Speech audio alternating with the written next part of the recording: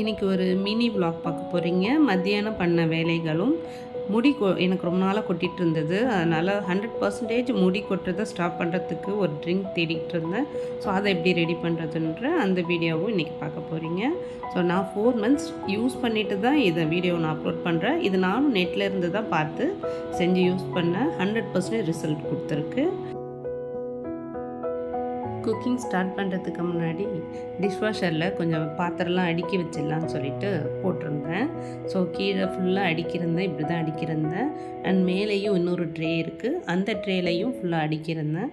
இது ஃபுல்லாக அடுக்கிட்டு அதில் பவுடர் கொஞ்சம் போட்டு நம்ம ஆன் பண்ணி விட்டுடலாம். இந்த டிஷ்வாஷர் பற்றி உங்களுக்கு இன்ஃபர்மேஷன் வேணும்னா நான் அதுக்கு செப்பரேட்டாக இன்னொரு வீடியோ போடுறேன்.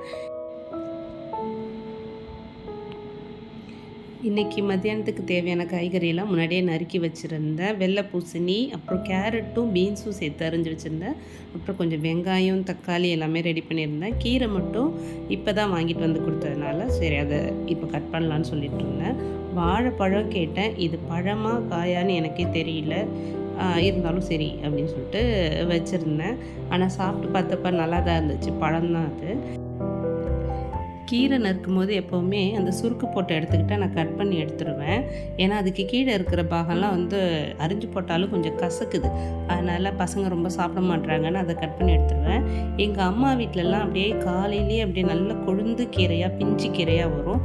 அதெல்லாம் நான் அப்படி பண்ண மாட்டோம். அதெல்லாம் நல்லா பொறுமையாக உட்காந்து அதோட வேரை கிள்ளி எடுத்து சமைச்சு சாப்பிடுவோம். ரொம்ப சூப்பராக இருக்கும்.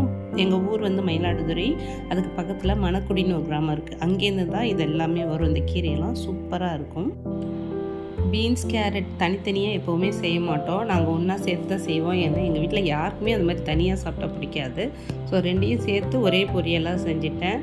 அது மாதிரி வெள்ளை பூசணிக்கு கொஞ்சம் எண்ணெய் விட்டு வெங்காயம் போட்டு தாளிச்சிட்டு பூசணியை தனியாக வேக வச்சு அது கூட தேங்காய் அரைச்சி ஊற்றிக்கிட்டு அது கூட கொஞ்சம் பருப்பும் ஆட் பண்ணி ஒரு கூட்டு ஒன்று ரெடி பண்ணிட்டோம்.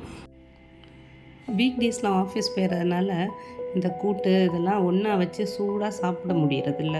சாட்டர்டேயில் மட்டும்தான் வீட்டிலேருந்து இது மாதிரி சூடாக சாப்பிட முடியுது. அண்ட் சண்டே எப்போவுமே நான்வெஜ் சாப்பிட்றோம் இல்லையா, அதனால ரொம்ப சூடாக இருந்ததுனால ரொம்பவே டேஸ்ட்டாக இருந்தது.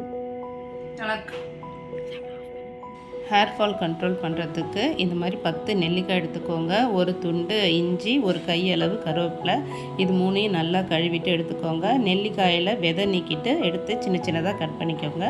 இது எல்லாத்தையும் ஒரு மிக்சியில் ட்ரான்ஸ்ஃபர் பண்ணிக்கிட்டு தேவையான அளவு உப்பு போட்டு அரைச்சி எடுத்துக்கலாம். ஸோ இந்த பதத்துக்கு அரைச்சி எடுத்துகிட்டு ஐஸ் க்யூப்ஸ் வைக்கிறோம் இல்லையா, ஸோ அந்த ட்ரேயில் ஃபுல்லாகவே ஃபில் பண்ணிவிட்டு இதை ஃப்ரிட்ஜில் ஸ்டோர் பண்ணி வச்சுக்கலாம். டெய்லி மார்னிங்கு வார்ம் வாட்டரில் 2 க்யூப்ஸ் போட்டு அப்படியே மிக்ஸ் பண்ணிவிட்டு குடிச்சிருங்க.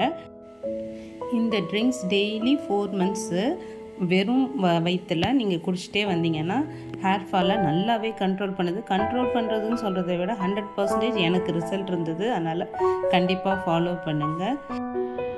ஸோ இன்றைக்கி வீடியோ நல்லா இன்ட்ரெஸ்டிங்காகவும் ஹெல்ப்ஃபுல்லாகவும் இருந்திருக்கும்னு நினைக்கிறேன். பிரியாவின் தாட்ஸ் சேனலை மறக்காமல் சப்ஸ்கிரைப் பண்ணிக்கோங்க. தேங்க்யூ.